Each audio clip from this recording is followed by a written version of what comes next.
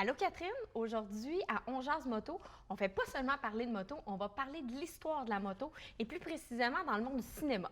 Oui, cette semaine, on s'intéresse au monde du cinéma. Alors, Annie, dis-moi, selon toi, quel est le film qui a le plus marqué la culture populaire, là, le film de moto, bien entendu? Je dirais Easy Rider. C'est une réponse intéressante qui a effectivement marqué beaucoup la culture populaire, mais il y a un film qui a encore plus marqué la culture populaire et c'est The Wild One avec Marlon Brando, L'équipé sauvage en français. Ah, j'ai pas vu ce film-là encore.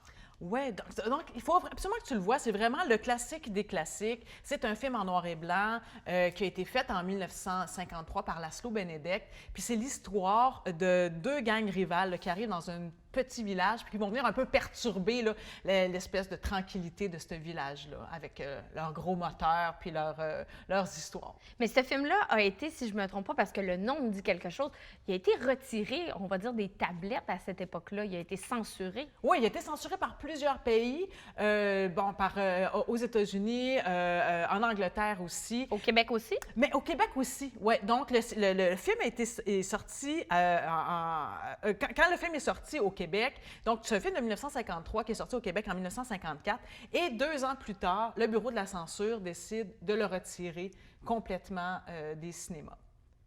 Est-ce qu'à ce moment-là, il y a des gens qui ont soulevé une colère quelconque? Parce que le film, semble-t-il, comme j'ai pu un peu lire, a vraiment marqué beaucoup, beaucoup de gens, là. Mais il faut dire là, que on est dans une Amérique puritaine. Puis cette gang-là, commandée par Marlon Brando, vraiment suscite beaucoup d'intérêt chez les jeunes. Vraiment chez les jeunes de 14 à 18 ans. Et quand il a été retiré, en fait, ça a été retiré parce qu'on dénombrait plus de 3000 jeunes qu'on appelait les vestes de cuir ou les brandos, mais plus communément, on les appelait les vestes de cuir, qui faisaient du grabuge, du vandalisme, qui avaient des propos blasphématoires, qui se promenaient en gang. Ils se rassemblaient au parc La Fontaine avec leurs motos, ils faisaient du grabuge, ils faisaient peur aux femmes, ils taxaient les jeunes enfants. Donc vraiment des petits bums. Il semblerait que Maurice Richard a même été impliqué, sans le vouloir, dans cette fameuse guerre des vestes de cuir-là. Bien, en fait, c'est parce qu'à l'époque, dès qu'il y avait des émeutes ou il y avait des revendications, souvent, on remarquait plus les vestes de cuir dans un groupe, fait qu'on disait souvent que c'était les vestes de cuir. Donc, en 1955, quand Maurice Richard a été retiré de la glace, bien, il y a eu des manifestations à l'extérieur, puis les journaux rapportaient là, que c'était une majorité de vestes de cuir qui étaient venues faire du grabuge. Est-ce que tout ce mouvement-là des vestes de cuir, c'est un peu le début des clubs de moto, des clubs de motards ici au Québec?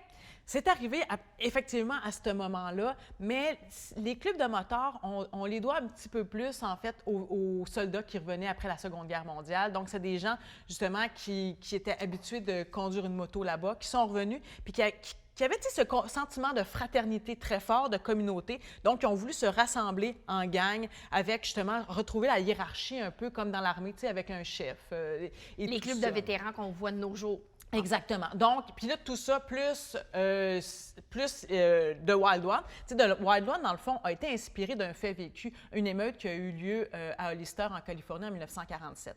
Donc, avec des motards puis tout ça. Donc, c'est à partir de ce moment-là que cette culture-là s'est installée. Marlon Brando, qui était la vedette de ce film-là, lui, il essaye le plus possible de se dissocier de ce mouvement-là, de ce que j'ai compris. Oui, après coup, lui, écoute, les jeunes sont devenus crazy, mais partout à travers le monde, tu sais, aux États-Unis, à Londres, à Tokyo, à Buenos Aires, au Québec, partout, puis partout où est-ce qu'ils allaient filmer, mais il y avait toujours les jeunes qui venaient avec leur veste de cuir vouloir des autographes puis tout ça, puis ils étaient écœurés. Puis tout le monde lui mettait aussi sur le dos le phénomène des vestes de cuir qui font du grabuge, bien c'est un peu de sa faute, tu comprends? Mais il n'y a rien à voir là-dedans quand même. Non, il n'y avait rien à voir là-dedans, mais tu sais, comme c'était un petit peu le porte-étendard de cette génération-là, bien on l'a un peu associé à lui. Merci Catherine, c'est vraiment une histoire hyper intéressante.